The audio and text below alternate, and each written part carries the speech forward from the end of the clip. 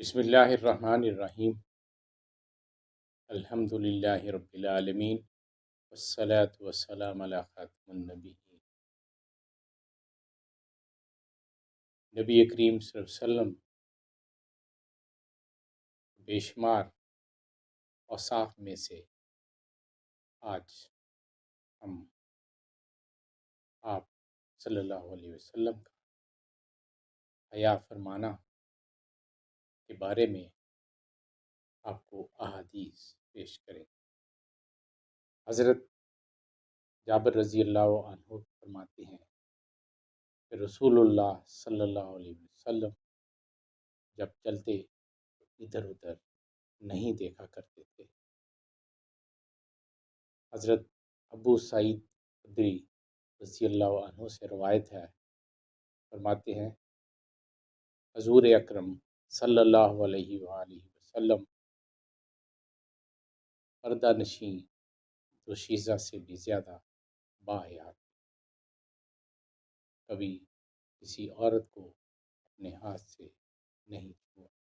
سہیل بن سعد رضی اللہ عنہ سے روایت ہے، فرماتے ہیں کہ حضور اکرم صلی اللہ علیہ وسلم بہت زیادہ باحیات تھے۔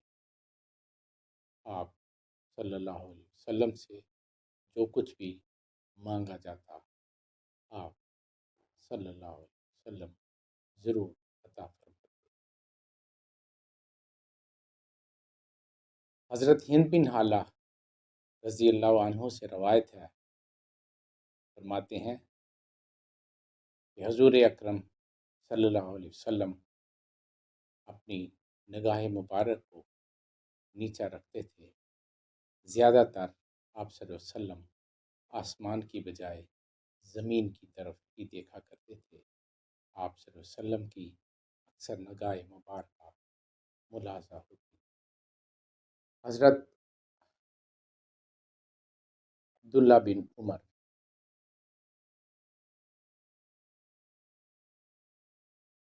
حضرت عمر بن عاص سے روایت کرتے ہیں کہ حضور اکرم صلی اللہ علیہ وسلم حیا کی وجہ سے کسی کے چہرے پر نظریں جما کر باتیں نہ فرماتے تھے، اور آپ صلی اللہ علیہ وسلم کسی مکروہ بات کو استراراً عنایتاً فرما دیتے تھے۔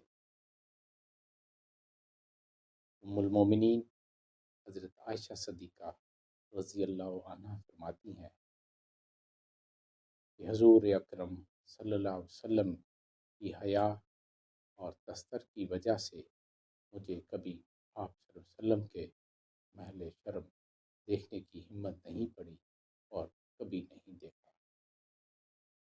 ایک اور روایت ہے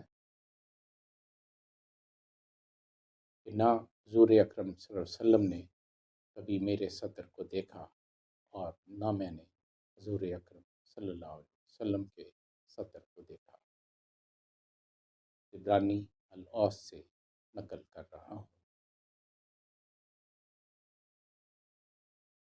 حضرت ام سلمہ رضی اللہ عنہ فرماتی ہیں کہ جب حضور اکرم صلی اللہ علیہ وسلم بیوی سے صحبت کرتے، آنکھیں بند کر لیتے اور سر جھکا دیتے اور بیوی کو سکون و وقار کی تاکید فرماتے۔